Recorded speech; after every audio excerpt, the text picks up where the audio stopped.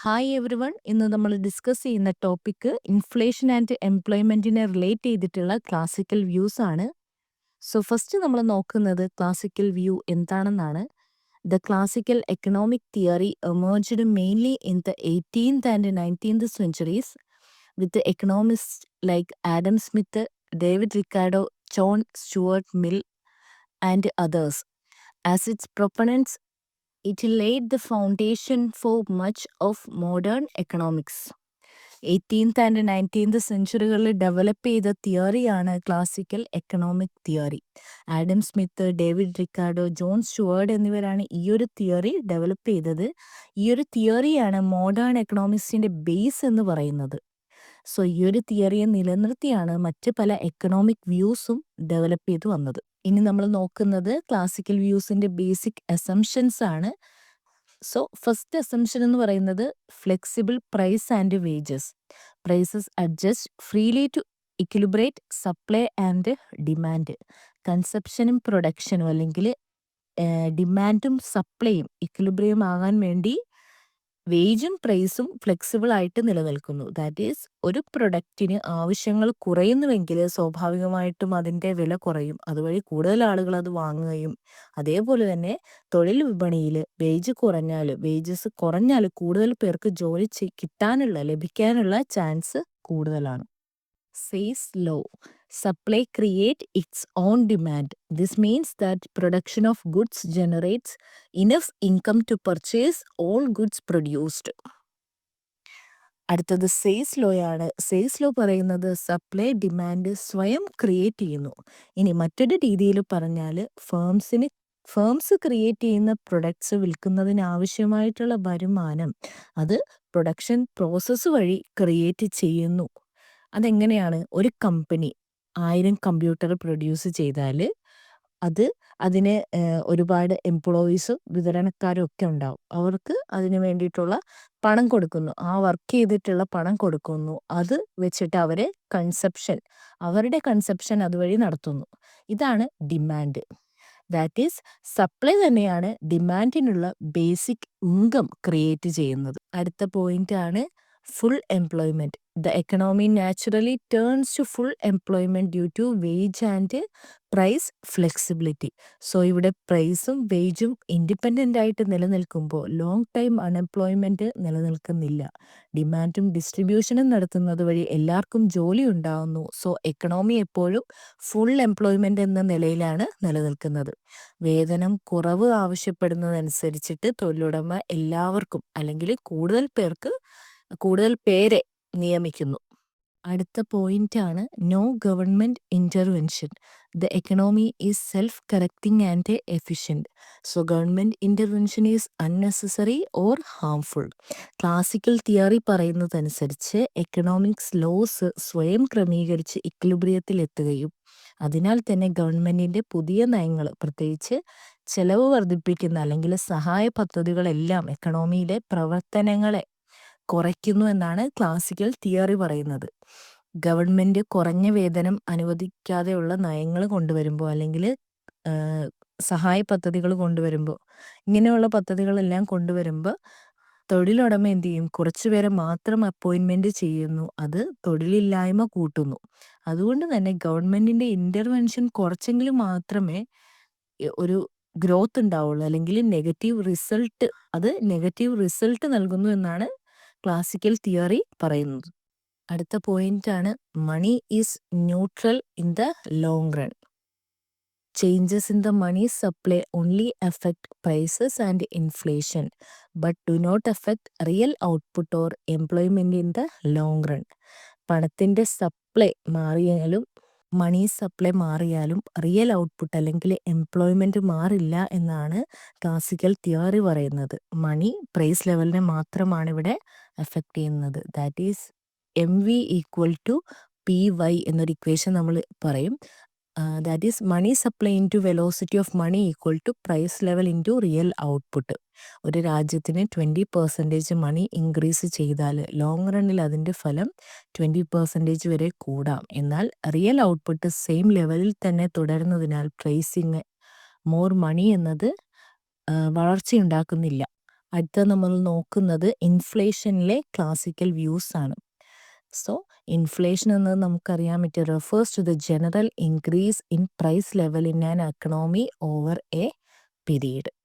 അതായത് ഇൻഫ്ലേഷൻ എന്ന് പറഞ്ഞാൽ സാധന സേവനങ്ങളുടെ ശരാശരി വില കൂടുന്നതാണ് ഇൻഫ്ലേഷൻ. 20 വാങ്ങിയ സാധനങ്ങൾക്ക് നമ്മൾ 25 രൂപ ചെലവാക്കേണ്ടി വരുന്നു. അതാണ് inflation. Inflation is primarily a monetary phenomenon caused by an increase in the money supply. പണത്തിൻ്റെ അളവിൻ്റെ വർധനവിൻ്റെ ഫലമായിട്ടാണ് ഇൻഫ്ലേഷൻ ഉണ്ടാകുന്നത്. According to the quantity theory of money, classical theory of ഇൻഫ്ലേഷനെ ക്വാണ്ടിറ്റി തിയറി ഓഫ് മണി എന്നും വിളിക്കാറുണ്ട്. So according to quantity theory of money it expressed as MV equal to PY. നമ്മൾ already പറഞ്ഞു അല്ലേ, money supply into velocity of money equal to price level into real output, that is MV equal to PY, where MV equal to money supply, വിപണിയിലുള്ള പണത്തിൻ്റെ ആകെയുള്ള അളവാണ് money supply എന്ന് denote ചെയ്യുന്നത്.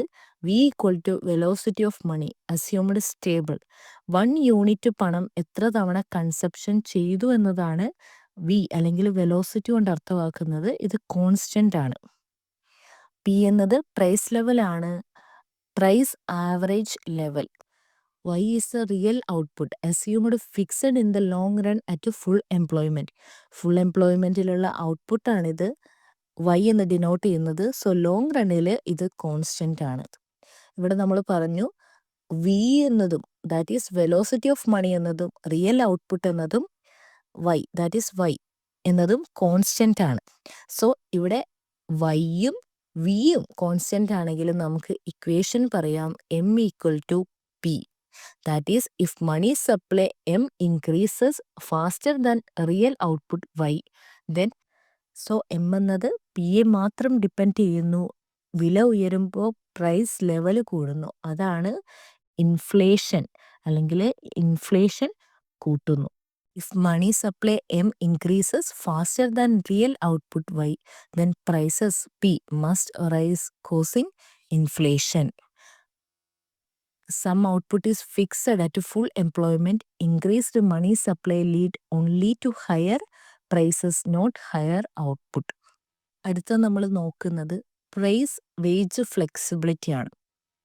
Price വേജിനെ എങ്ങനെ relate ചെയ്തിരിക്കുന്നു എന്നാണ്. Wages and prices adjust quickly to reflect changes in money supply. എക്കണോമിയിൽ money supply കുറയുകയോ കൂടുകയോ ചെയ്താൽ അതിൻ്റെ റിഫ്ലക്ഷൻ പ്രൈസിലും തൊഴിലാളികൾക്ക് നൽകുന്ന വേജസിലും റിഫ്ലക്റ്റ് ആവുന്നു.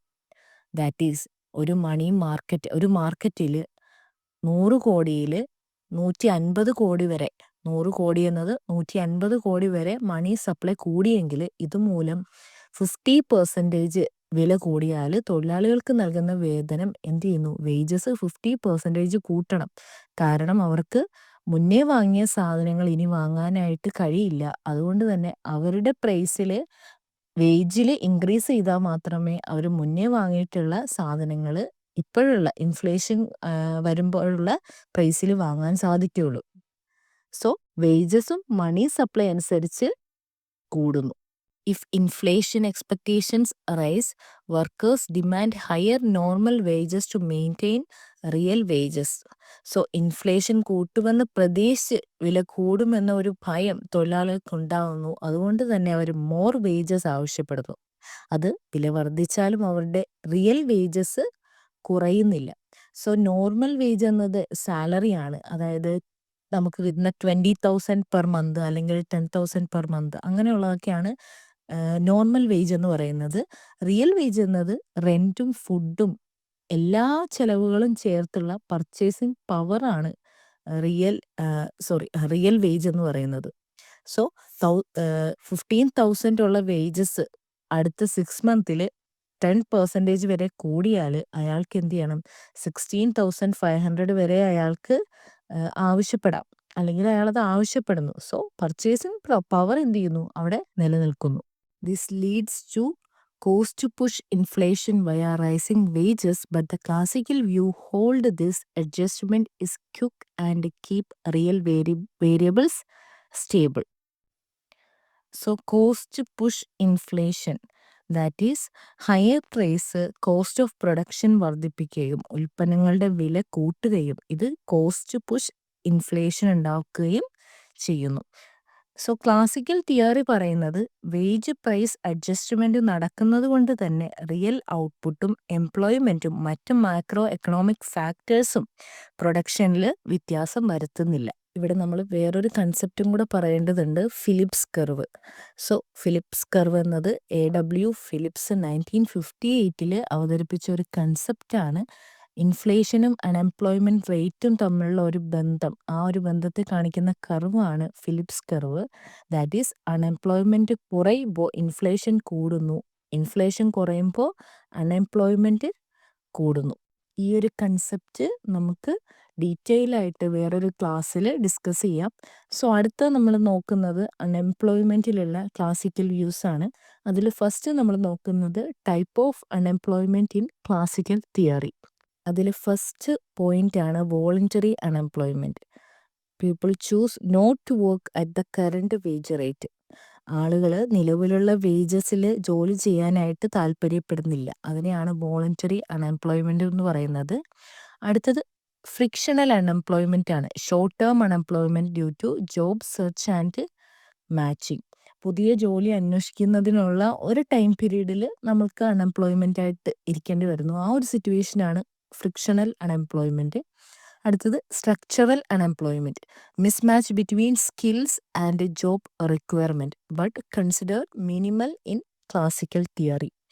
തൊഴിലിൻ്റെ ആവശ്യങ്ങൾ, റിക്വയർമെൻറ്റ്സും തൊഴിലാളികളുടെ കഴിവും തമ്മിലുള്ള മിസ്മാച്ച് ആണ് സ്ട്രക്ചറൽ അൺഎംപ്ലോയ്മെന്റ് ക്രിയേറ്റ് ചെയ്യുന്നത്. അടുത്തത് ക്ലാസിക്കൽ വ്യൂസിൽ അൺഎംപ്ലോയ്മെന്റിനുള്ള കാരണങ്ങളാണ് നമ്മൾ പറയുന്നത്. Classical economist believe unemployment is caused by wage rigidity or interference in the labor market, like minimum wages, unions or government policies. Classical തിയറിയിൽ അൺഎംപ്ലോയ്മെന്റ് ഉണ്ടാകുന്നതിൻ്റെ പ്രധാന കാരണമായിട്ട് പറയുന്നത് വേജ് റിജിഡിറ്റി ആണ്. വേജ് റിജിഡിറ്റി എന്ന് പറയുമ്പോൾ പ്രൈസും വേജസും ഇൻഡിപെൻഡൻ്റ്ലി ഡൗൺ ആൻഡ് അപ്പ് ആവാതെ ചട്ടങ്ങളും നിയമങ്ങളും മൂലം നിലനിൽക്കുന്നതിനെയാണ് വേജ് റിജിഡിറ്റി എന്ന് പറയുന്നത്. ഇതിന് എക്സാമ്പിളാണ് minimum wage laws, labour unions കൂടുതൽ വേജ് ആവശ്യപ്പെടുന്നത്, ഗവൺമെൻറ് പോളിസീസ്, ഇതിലെല്ലാം തൊഴിലാളികൾ പുറന്തള്ളപ്പെടുന്നു. In a flexible wage system the labour market clear and no involuntary unemployment exist. Classical സ്കൂൾസിൽ വോളണ്ടറി അൺഎംപ്ലോയ്മെന്റ് എന്ന് പറയുന്നത് തൊഴിലുടമകൾ അധികം തൊഴിലാളികളെ നിയമിക്കുന്നില്ല. സോ അതുകൊണ്ട് തൊഴിലില്ലാതെ ഇരിക്കുന്ന അവസ്ഥയാണ് involuntary unemployment. If unemployment exist wages will fall until all workers are employed. So classical theory പറയുന്നത് പ്രൈസും വേജസും ഇൻഡിപെൻഡൻ്റ് ആയിട്ട് മാറാൻ അനുവദിച്ചാൽ തൊഴിലില്ലായ്മ ഉണ്ടെങ്കിൽ പ്രൈസ് കുറയുന്നതനുസരിച്ച് തൊഴിലുടമ ആളുകളെ നിയമിച്ച് അൺഎംപ്ലോയ്മെൻറ്റ്സ് കവർ ചെയ്യുന്നു, അല്ലെങ്കിൽ അൺഎംപ്ലോയ്മെൻറ്റ്സ് മാറുന്നു. അടുത്തത് നോക്കുന്നത് neutral rate of unemployment. There is always some level of neutral employment due to job transaction or friction and skill mismatches or structural. The economy turns to this neutral rate in the long run. Classical തിയറിയുടെ മറ്റൊരു കൺസെപ്റ്റാണ് neutral rate of unemployment. അത് നമ്മൾ already പറഞ്ഞു, ഫ്രിക്ഷണലും സ്ട്രക്ചറലും. So job search ചെയ്യാനുള്ള ടൈമാണ് ഫ്രിക്ഷണൽ അൺഎംപ്ലോയ്മെന്റ്സ് ഉണ്ടാക്കുന്നത്. ഒരാൾ ജോലി രാജിവെച്ച് പുതിയ ജോലി ചെയ്യാനായിട്ട് അന്വേഷിക്കുന്ന സമയം, ആ ഒരു ടൈമിലാണ് അൺഎംപ്ലോയ്മെന്റ്സ് ഉണ്ടാവുന്നതെങ്കിൽ ഫ്രിക്ഷണൽ അൺഎംപ്ലോയ്മെന്റ് ആണ്. സ്ട്രക്ചറൽ അൺഎംപ്ലോയ്മെന്റിൽ എംപ്ലോയേഴ്സിൻ്റെ സ്കിൽസും ജോബിൻ്റെ ഡിമാൻഡ് മീറ്റ് ചെയ്യാതെ വരുന്നതാണ്. സോ അതിനൊരു എക്സാമ്പിളാണ് ടൈപ്പിസ്റ്റ് ജോബ് ഇല്ലാതായപ്പോൾ കമ്പ്യൂട്ടർ സ്കില്ലില്ലാത്തവർക്ക് ജോലി കിട്ടുന്നില്ല. ആ ഒരു സിറ്റുവേഷനാണ് സ്ട്രക്ചറൽ അൺഎംപ്ലോയ്മെന്റ്. സോ എക്കണോമിയിൽ ലോങ് റണ്ണിൽ ന്യൂട്രൽ റേറ്റിലേക്കാണ് പോകുന്നത്. അടുത്ത കൺസെപ്റ്റാണ് Say's law and full employment. Since supply create demand, aggregate demand will always be sufficient to purchase aggregate output. Hence, unemployment due to insufficient demand is impossible. Sales law പറയുന്നത് നമ്മൾ പറഞ്ഞതുപോലെ demand കൂടുമ്പോൾ supply കൂടുന്നു, അത് purchase power create ചെയ്യുന്നു. So total demand കുറയുന്നില്ല, aggregate output വാങ്ങാൻ ആകെ ഡിമാൻഡ് പോരാതെ വരുന്നു. സോ ഇൻസഫിഷ്യൻറ്റ് ഡിമാൻഡ് കൊണ്ടുള്ള അൺഎംപ്ലോയ്മെൻറ്റ് ക്ലാസിക്കൽ തിയറിയിൽ അല്ലെങ്കിൽ ക്ലാസിക്കൽ സ്കൂൾസിൽ ഇല്ല. സോ ഈ ഒരു ക്ലാസ്സിൽ നമ്മൾ ഡിസ്കസ് ചെയ്തത് ക്ലാസിക്കൽ വ്യൂ ആണ്. അൺഎംപ്ലോയ്മെൻറ്റിലും ഇൻഫ്ലേഷനുമുള്ള ക്ലാസിക്കൽ വ്യൂസ് ആണ്. ഈ ഒരു ക്ലാസ് നിങ്ങൾക്ക് ഹെൽപ്ഫുൾ ആയെങ്കിൽ ചാനൽ സബ്സ്ക്രൈബ് ചെയ്തും വീഡിയോ ലൈക്ക് ചെയ്തും സപ്പോർട്ട് ചെയ്യുക. കൂടാതെ നിങ്ങളുടെ അഭിപ്രായങ്ങൾ കമൻറ്റിലൂടെ അറിയിക്കുക. ഫ്രണ്ട്സ് ആരെങ്കിലും ഈ എക്സാമിന് വേണ്ടി പ്രിപ്പയർ ചെയ്യുന്നുണ്ടെങ്കിൽ അവർക്ക് കൂടെ വീഡിയോ ഷെയർ ചെയ്ത് കൊടുക്കുക. Thank you for watching.